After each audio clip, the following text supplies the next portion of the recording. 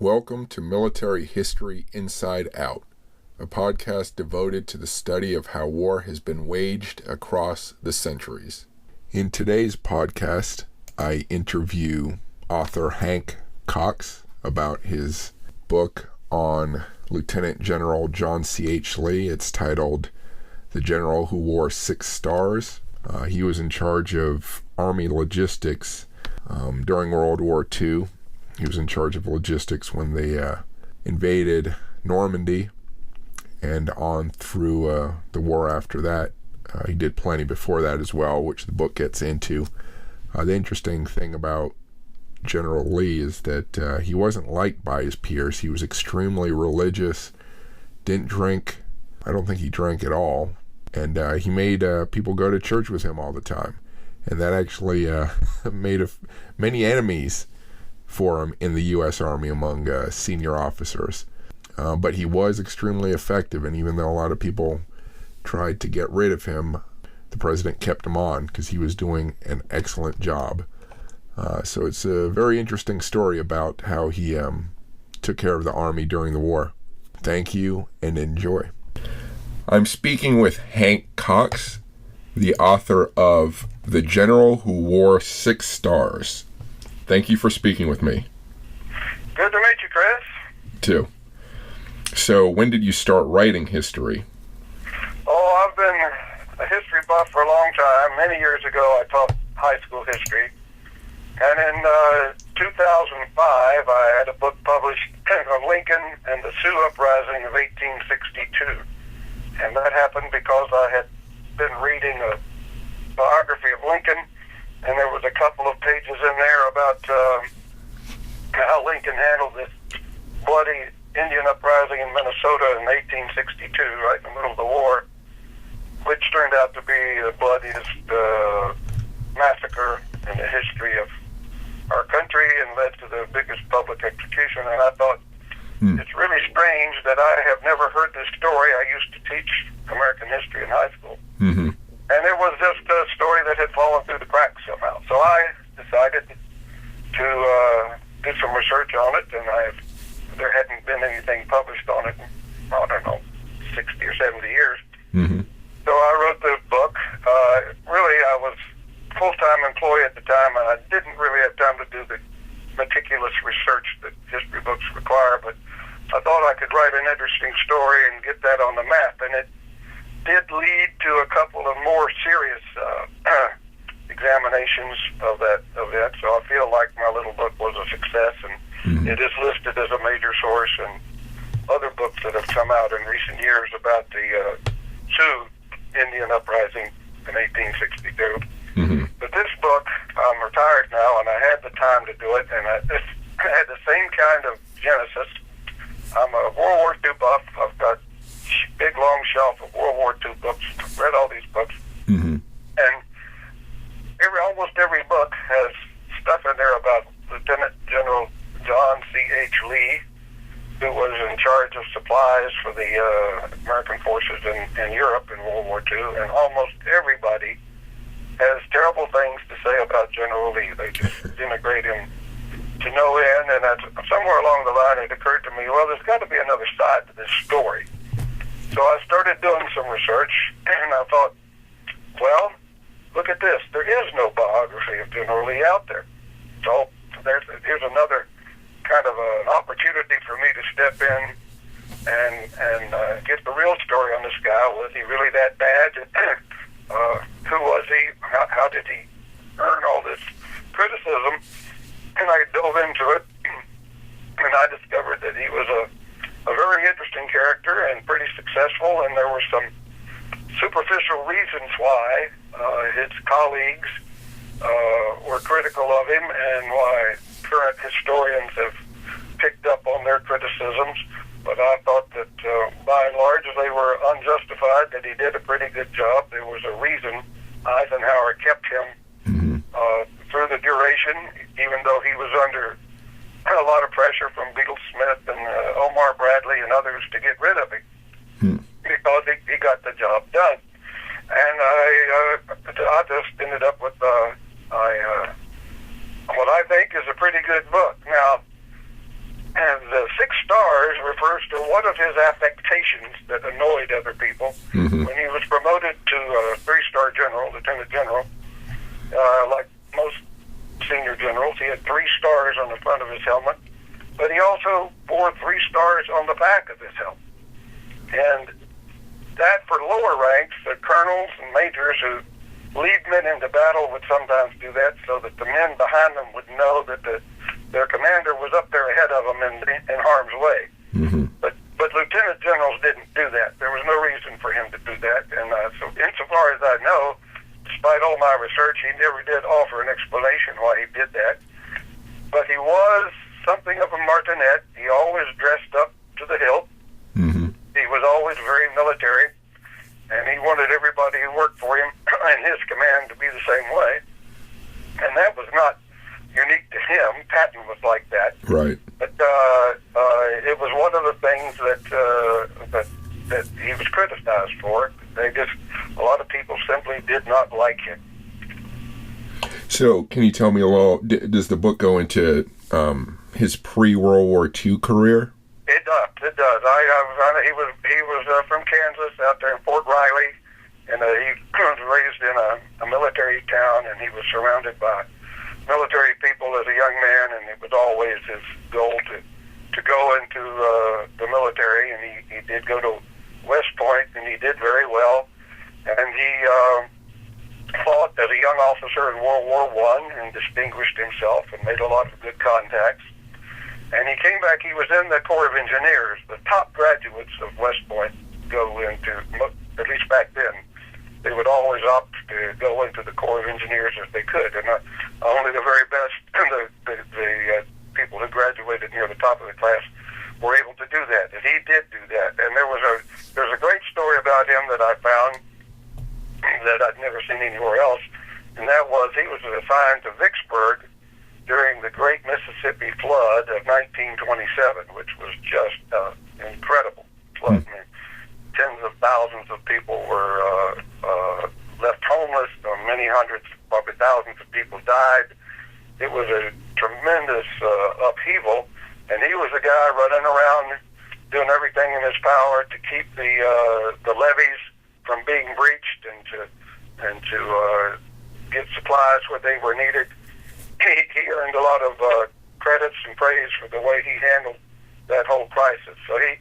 And then during the 30s, in the Corps of Engineers, there were a lot of public works projects going on that he was involved in, and he got to know General Marshall and Somerville and a lot of other senior people. So he had distinguished himself in World War I, and then the Great Mississippi Flood. He was all over the place.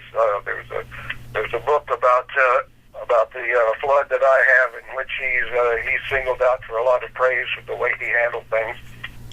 So when the war broke out, he was one of the top officers from whom a lot was expected, and he was on had a personal relationship with George Marshall, of course, who ended up being the chairman of the Joint Chiefs during the war. And he was actually sent down to Texas to take over the 2nd Division, and he was expecting to go to war as a commander of an Army division in the fighting. But then he got the call to come to Washington. He had developed a close relationship with Breon Somerville, who ended up being, during World War I, that they'd become close. And Somerville was in charge of supplies for everybody all over. He was based in Washington, but supplying the armies in Europe and in the Pacific and everywhere. And he and Marshall decided that they knew that they were going to be going into England in a big way, setting up shop, getting ready to invade Europe, and they needed somebody on the ground to take charge. And they put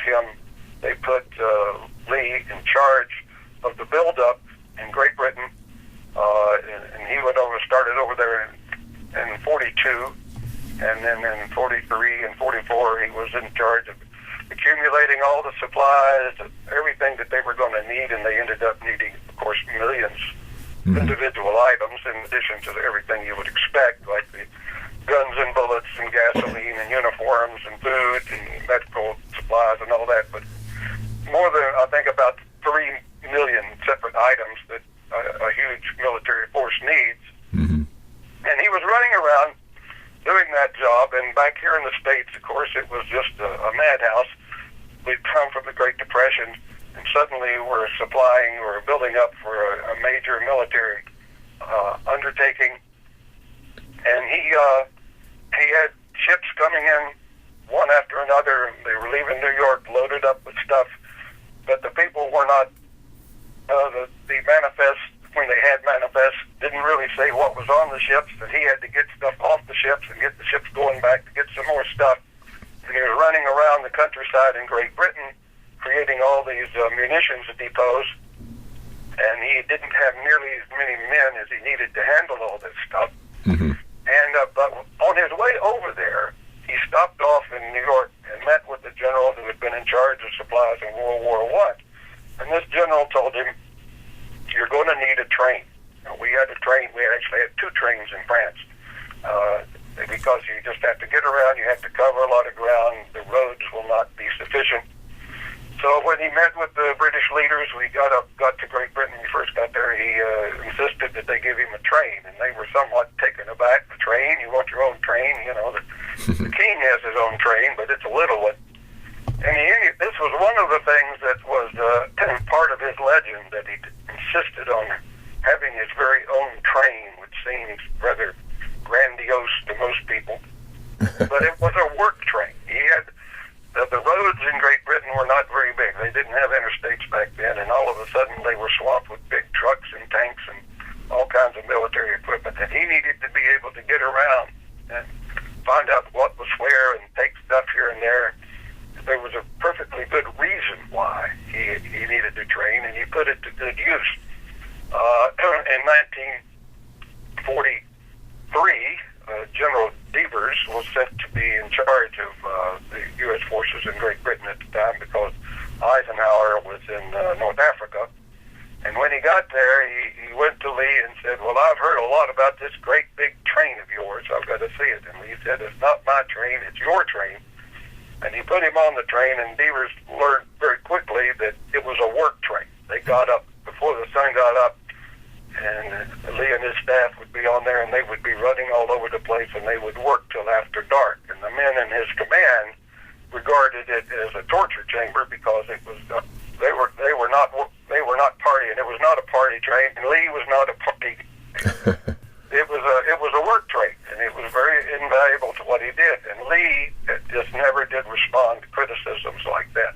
Now, it needs to be pointed out here, another factor about Lee that earned him a lot of criticism was he was very religious.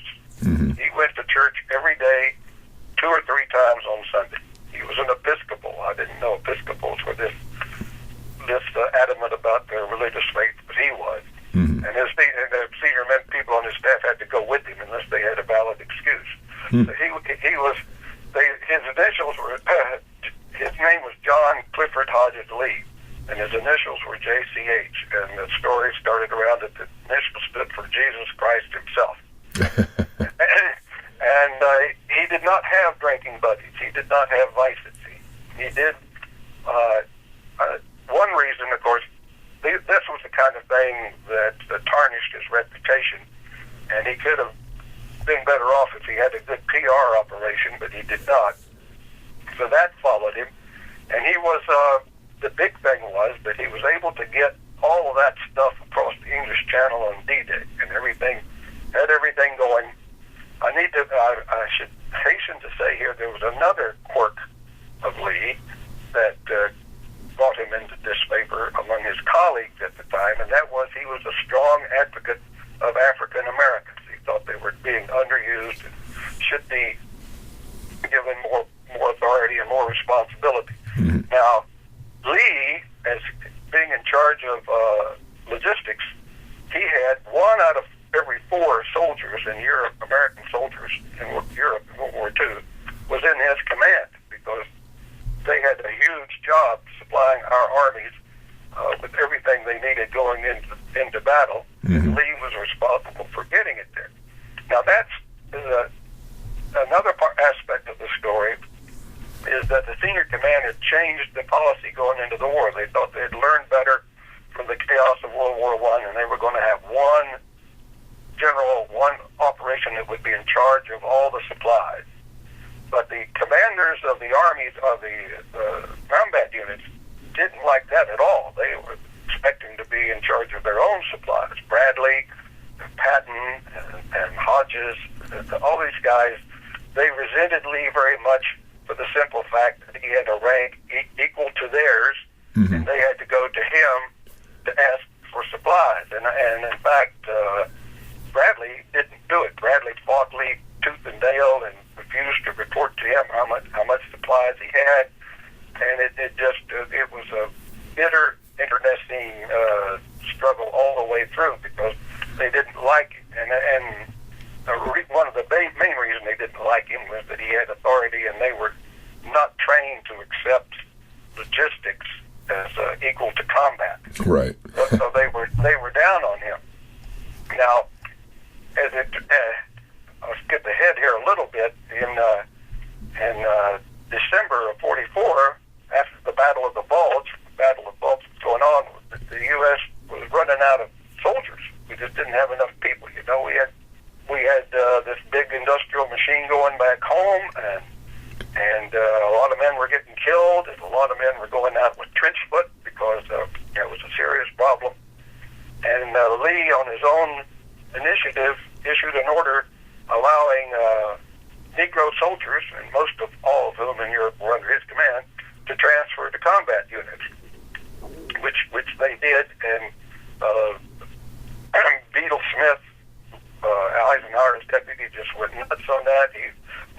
A lot of these officers, probably most of them, were Southerners. They were very racist, and you got to remember that the United States was a very racist country back then, a lot more so than today. You know, back then there was a law that the Red Cross had to keep black blood and white blood separate.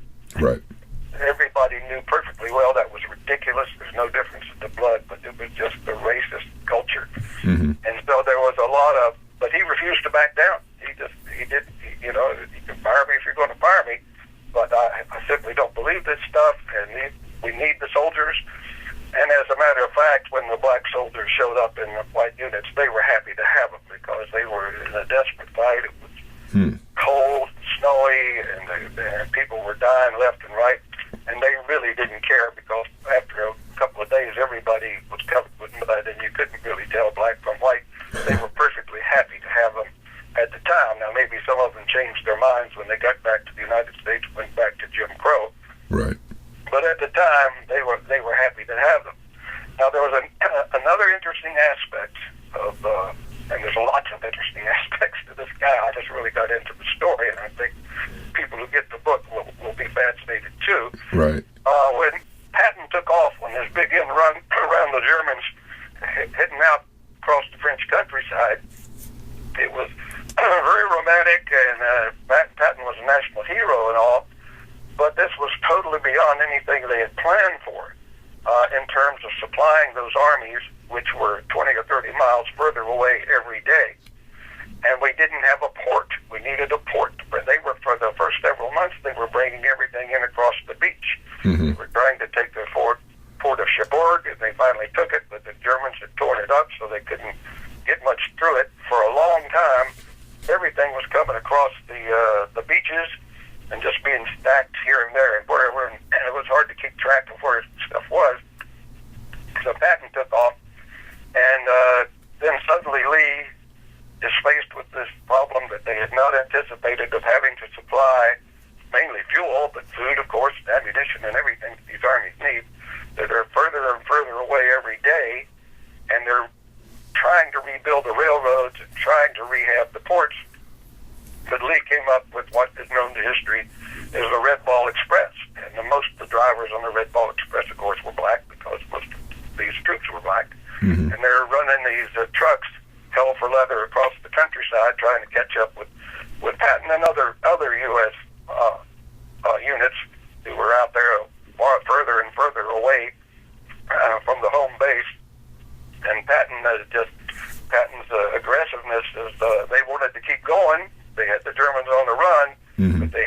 planned for that, and we simply did not have the infrastructure set up. They were months and months ahead of where they thought they would be in August and September of 1944. Mm-hmm. But another thing, and this was really ticked people off at the time, it still annoys historians. Right away, when Paris was freed, the Germans left. Lee moved his command into Paris. They took over hundreds of the best hotels, and Eisenhower had frivolously issued an order that Paris should be left to soldiers on leave.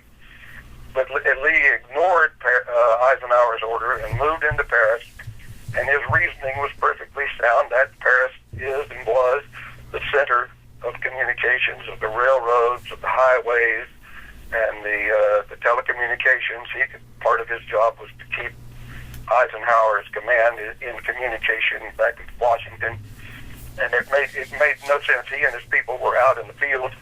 His men were living in tents. He was living in a chateau. He always lived well. People resented that. Mm-hmm. And I should add that in wartime, the guys at the rear in charge of supply are always resented. Yeah. Because the soldiers out are living in the mud and getting killed and getting trench foot and doing without stuff, and they don't understand why they don't have enough bullets, they don't have enough cigarettes.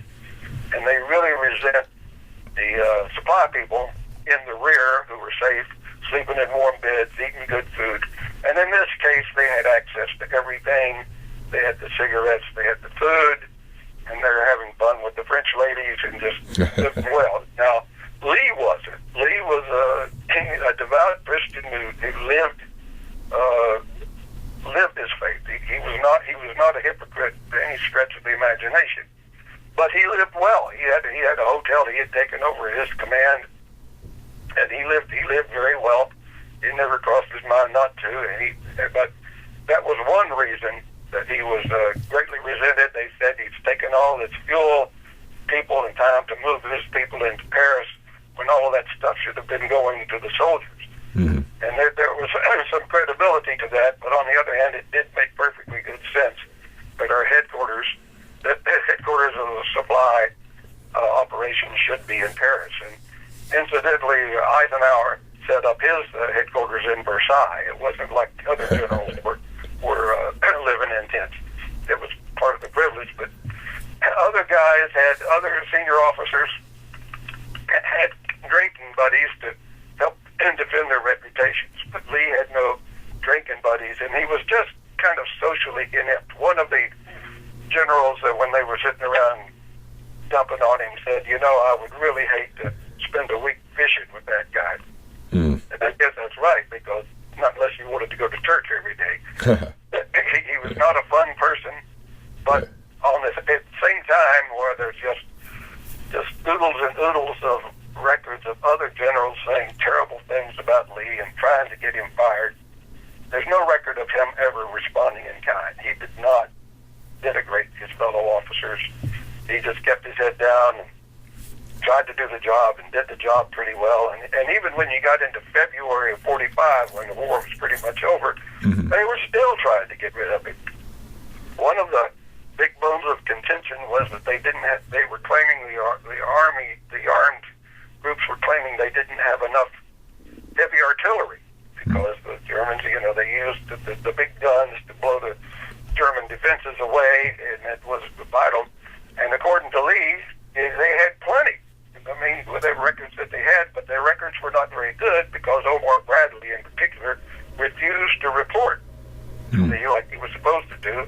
He kept control of the beaches for a long time. It was not till late September, I think, that he finally gave up control of the beaches so that Lee could take over and have some sense. But and this is a big part of my book, when the Germans invaded in the Battle of the Bulge, in the Ardennes forest, and they suddenly are taking everybody's surprise, and they're on the run trying to capture Antwerp.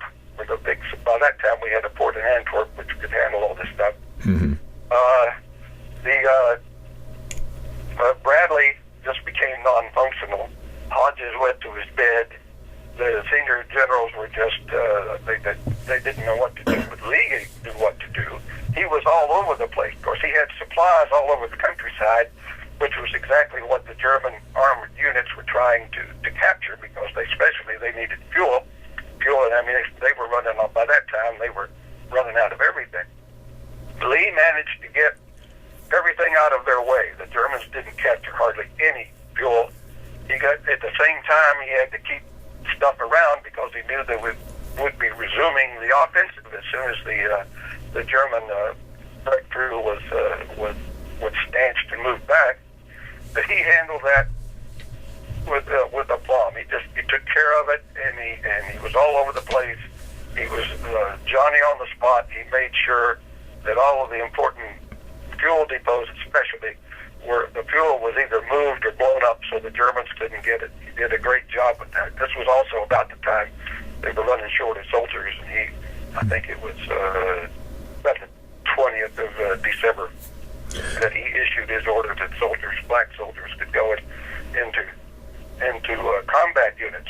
And it was another thing about that was interesting to me was that a lot of these black soldiers were junior non-cons, sergeants. They had rank. Mm-hmm. To join a combat unit, they had to give up their rank and lose some pay. Oh. But thousands of them did. They did. They wanted to fight for their country, and I think really it was a matter of self-respect. They wanted to prove that they were as good a soldiers as anybody else. Mm-hmm. And so Lee, even his most severe critics, historians, would say in their books that Lee stood tall on that one. He just would not back down. He was ahead of his time. And after all was said and done, when the war was over, after all the black that Lee had taken, mm-hmm. There were 3 senior military officers who were put in charge of the defeated countries, Germany, Japan, and Italy. And of course, MacArthur was in Japan. He was like the shogun. Mm-hmm. And Lucius Clay, who was one of our most able military leaders of World War II, was put in charge of Germany, where he did a great job with the Berlin airlift and helped the Germans get back on their feet. Mm-hmm. And Lee was put in charge of Italy. Mm-hmm. He was so incompetent and so bad. Why did they do that? But there appears to have been there were a lot of suddenly unemployed senior generals looking for something to do. Mm-hmm. But they gave that job to Lee because they knew it was actually a good job for a guy who was a stickler for discipline, because then you got a bunch of 17, 18-year-old draftees who had not fought in the war, and they were sent to Italy all of a sudden, and they're tempted to run amok, and Lee kept them in line and did a real good job. Right. So there was one in the efforts. I mean, a lot of this book is about the backstabbing and the efforts to get Eisenhower to fire Lee, and then Eisenhower keeps coming back, and some up here and there an officer would say, well, we actually do have everything we need. And then there was the question, well, could anybody else do a better job? It wasn't Lee's fault that they were unable to take a port till big port, Antwerp, until November. Mm-hmm. And Eisenhower just stuck with him. There was the one guy that probably could have done a better job was Lucius Clay, who was back in Washington working for Somerville, and he was a very able man. And he was sent to Europe, and the idea was, some people thought, well, Eisenhower is going to use him, replace Lee with Lucius Clay. But there was just no way. Clay was so politically connected. His father had been a senator. He knew members of the Senate. He knew members of the House. And he was in Washington, and he was just too valuable to the senior command because of his political connections. But he was also a brilliant man. Mm-hmm. And when he got to Europe, Eisenhower asked him to go down to Cherbourg, where they had finally taken a small port there in Cherbourg, but it was just a big log jam of equipment, and sent Lucius Clay down there to see if he could clean it up and get it moving. And it only took him a few days to figure out what was wrong, and he took and then he left. I mean, he was a brilliant man. And when he went, and Clay showed how brilliant he was after the war. When he was sent to Germany, he didn't speak German. He didn't carry any torch for the Germans, but he really felt like if Germany can't get back on its feet, it's going to fall under the Soviet influence. We'll just have a communist Europe. Right. And he did a brilliant job. Lucius Clay was certainly one of the most able military officers of World War II, but he complained, I've been in two world wars, and I've yet to hear a gun fired in anger. There were a lot of officers like that, and of course Lee had fought in World War I, but he too was not a combat officer, which is why I had a little bit of trouble getting a publisher for the book, because everybody would say, well, nobody's ever heard of this guy, which is true. Maybe I, to some small extent, like I did with the Sioux Uprising, maybe I can call some attention to a fellow who I think did a pretty good job, and I think has been unfairly treated. He was unfairly treated during the war by his colleagues, and he's been unfairly treated by a lot of Stephen Ambrose, the people, the prominent people who have written about World War II, have just picked up on the stuff about the train and moving into Paris and all that, and going to church all the time. Well, a lot of people. Lee did take his religion seriously. He wore his religious faith on his sleeve. Mm-hmm. He was, and after the war, when he went, after he left his duty assignment, I think it was in Italy for about a year and a half till he got the Italians back in charge and rebuilding their country. And he was an Episcopalian, and they have a evangelical arm called the Brotherhood of Saint Andrew. Mm-hmm. And as soon as he was retired, he went to work with the Brotherhood of Saint Andrew, and he spent his declining years doing. Again, it was his essence of his being was his religious faith. Mm-hmm. He was very devout, and he never lost sight of that, and he was true to that. He was a fascinating character, and you look at the way that I think that a lot of the things that he stood for has stood the test of time. And he's a fascinating character to me. The first, interestingly, they said they had some racial friction in the troops in World War II. The white soldiers couldn't stand seeing black soldiers fraternizing with British women or French women, whatever. Mm-hmm. And Benjamin Davis, the first black general, was sent over to try to allay some of these controversies and help people get past it. Mm-hmm. And not surprisingly, he became real chummy with Lee. Lee didn't have any drinking buddies, but he and Davis got along famously. Wow. But Davis wrote a letter to his wife back in the States. He was talking about how pleased he was to have a good friend and supporter in General Lee. He said of Lee, but he's worse than Ma about church. And even he was a little, I don't know if annoyed is the right word, but even he was in awe of Lee's religious fervor. Huh. So I've been yakking away here, and do you have any particular questions you want to throw at me? So, a few.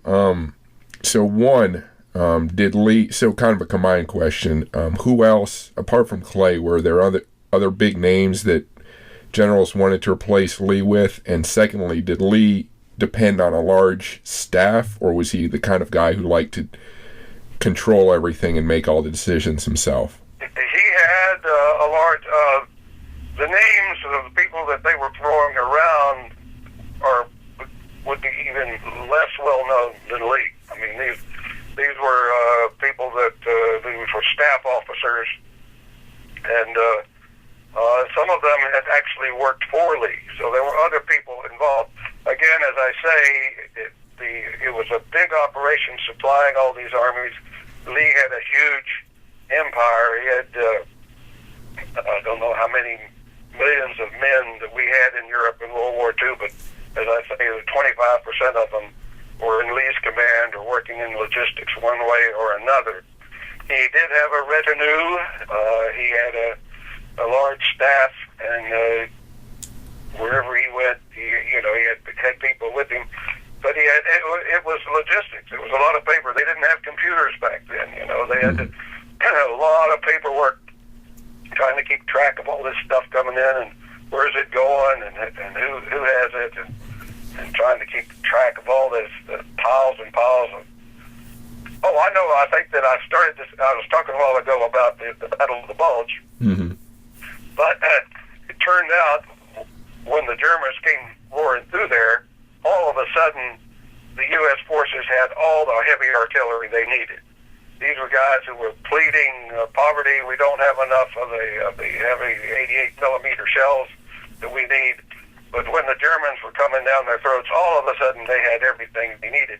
And when the war was over, serious checks, monitoring, they discovered that the combat units had only used about 30% of the heavy artillery that they had in hand. They were lying about it. They were actually fudging the books just as an expression of their hostility to Lee. And Omar Bradley's command was the worst offenders about this. But they had everything they needed. It was there.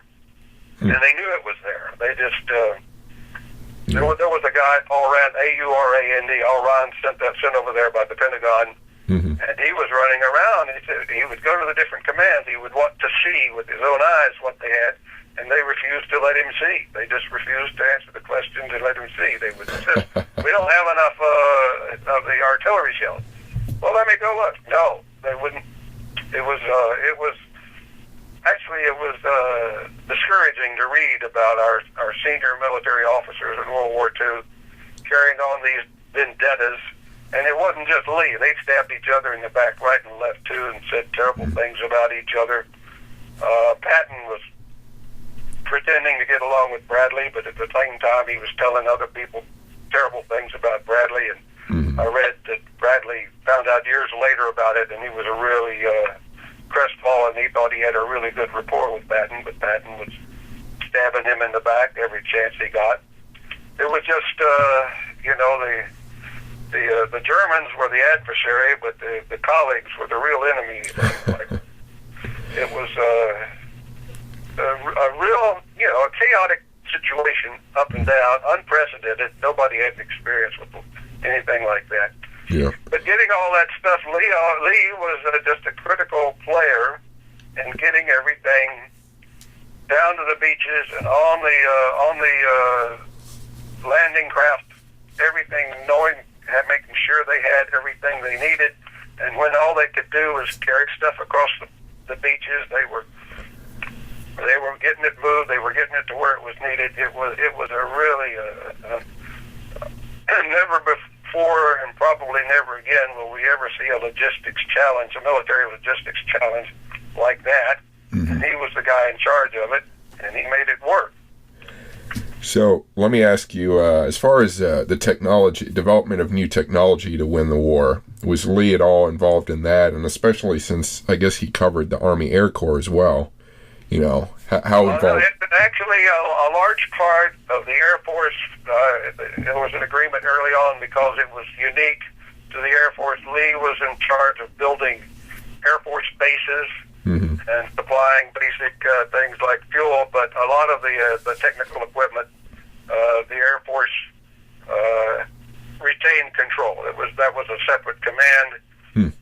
When they were first building up, Lee took a lot of their people and used it for what he was doing, and they were raising hell about it. But he pointed out that a lot of these guys were sitting around at the time. They weren't bombing anybody, and he needed the people more than the Air Force did. So that was a minor flap. But the Air Force did run its own, to some extent, ran its own logistical operation because they just needed different stuff than the troops on the ground. Okay. What resources did he use for your research? Oh man, I'm just sitting here. I had a lot of books, and I got a lot more books. And I probably and I found some things online that had never been published.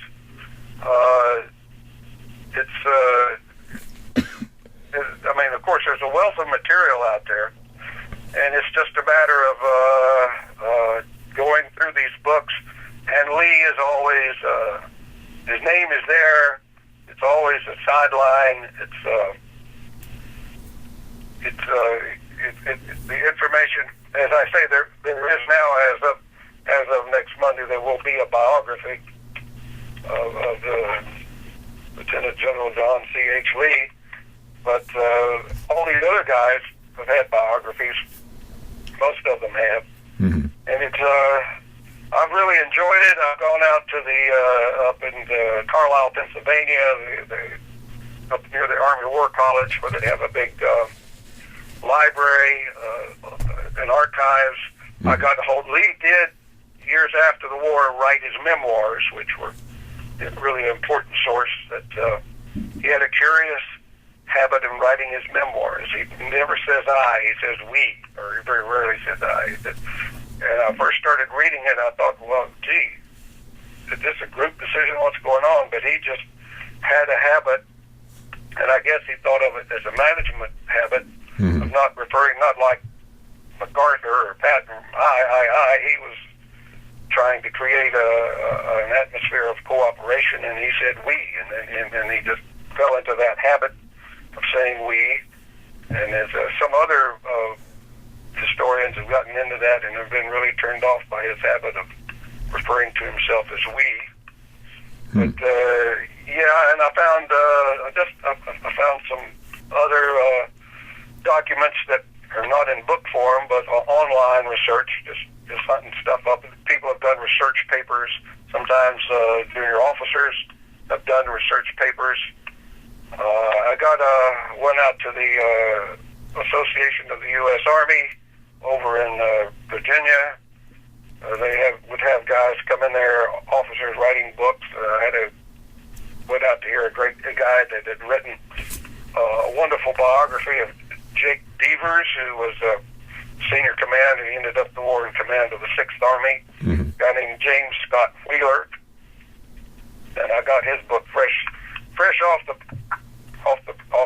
print, because Devers actually had, as I mentioned earlier, he was a senior officer, and he'd gone to Great Britain, and he challenged Lee about this. Well, I want to see this big train of yours. And so Lee took him on a work train, and Devers didn't have any further. And Devers was one of the few who reported back to Eisenhower and to Marshall that Lee was doing a great job. There were a few people here and there who said that. One of the, I should mention that there's a historian, Gene Edward Smith, prominent biographer, who's written a lot of prominent biography. I have his biography of Eisenhower and his biography of Lucius Clay, which ought to be required reading, I think, for anybody interested in this field. But he actually had positive things to say. He had a throwaway line in his biography of Eisenhower, and he said Lee was the unheralded hero of the Normandy invasion. He thought that overall he recognized why Lee. Some people were turned off by Lee, but he said he did the job. He got the job done, and it was an impossible job. But he did get it done, and he was a man in a lot of ways that was ahead of his time. So, what part of your research did you find to be the most difficult to do? I'm keeping track of it all. I mean, as I say, I've got like 25 books here, and I'm writing this book, and then when I'm going through the process of getting it published, they're coming back, and just absolutely every quote that I have in the book, or interesting fact, it isn't enough. I had the citations. This is from that book. This is from the other book. Oh no, they want the page. Oh, okay. So I had to go back through everything, and oh my God, I've got to go through all these books and find it. I know that this quote is somewhere in this book, but this book has got 500 pages in it. But it was fresh in my mind at the time, and I did track down every single thing. So the book is well documented. One thing that I was not able to do was to find anyone in the Lee family. And I started out thinking, well, I bet I would like to get some more personal papers or stuff, even though I had autobiography of sorts. His son fought in World War II in Korea. His son distinguished himself. He was a West Point graduate, but he died young. I think I saw a grandson who also died young. Now there is John Clifford Hodges Lee, the bird, out there somewhere, and I've read that he founded a high-tech company over in Northern Virginia somewhere, and he sold it, I guess, for a lot of money. And I made some marginal efforts to get a hold of him, but I was unable to, and after a while I quit trying because it occurred to me, if I did, somebody somewhere might think that I was writing this book at his behest to defend the reputation of his great-grandfather. And I didn't want people to think that. So I can honestly say I have never had any communication with anybody in the Lee family. Now, Lee had one son. But I've never talked to anybody in the Lee family, and I have no idea where they are. And I have no idea how they feel about the way they're... I am kind of curious to know if I ever will, if the book gets out there and gets some attention, somebody in the Lee family would see that and realize that, here's, at last, long last, somebody is giving a fair portrayal of this great American and his contributions. So maybe someday I'll hear from somebody in that family, but I gave up that quest pretty quickly because it occurred to me maybe it's better that I not talk to anybody in the family. So was there anything you discovered that emotionally moved you in some way, and that could either be made you really happy or something that really upset you or just, really struck you? Well, I'd have to, learning about the hardships that these soldiers went through, it was, we were just literally running out of soldiers. We were winning the war, but you're seeing these guys are out there and it's 10 degrees. Learning about the ordeal of the soldiers who fought in the Hurtenberg Forest, which was the worst place in the world to fight, and that should never have gone in there, and the artillery would explode the trees, and soldiers would be cut down by flying limbs, and they couldn't get a field of fire, and the planes were of absolutely no use. It was just man walking through the mud and thinking about the terrible prices that those American boys had to pay to win this conflict. It just I guess that's the reason I've always been fascinated by the story, but it still comes home to me that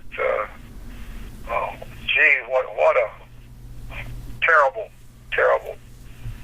situation that was, and how, God, I mean, to be 18 years old and you're caught up in a war is not very lucky. It's just it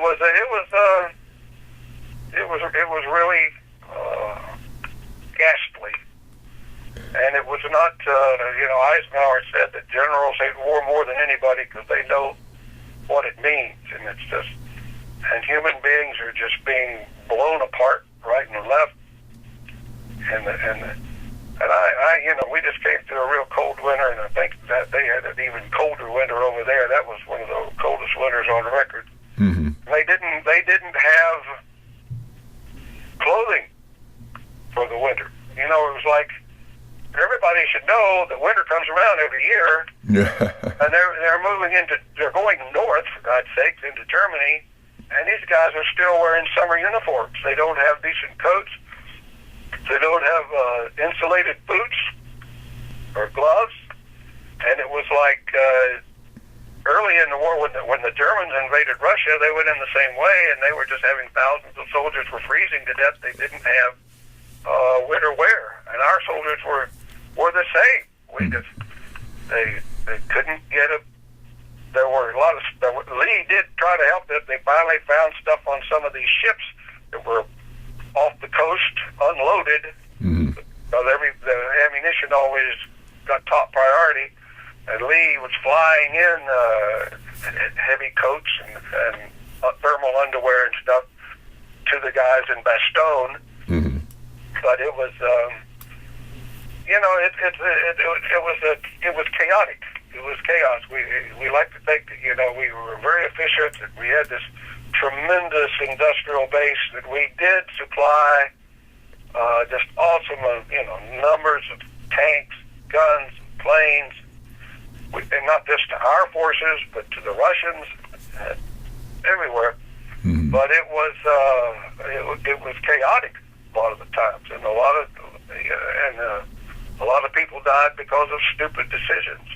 Mm-hmm. And I would have to say, nobody had asked me that before, but I mentioned a couple of times that Omar Bradley, and I've always thought of him as one of our American heroes. He was the GI's general. Right. But his overt hostility to Lee impaired his decision-making. He wouldn't give up control of the beach. He refused to give honest accounting of what supplies he had. Mm-hmm. They had plenty of heavy artillery, and he knew it. They had to know it. They refused to let the General Arend go and see it.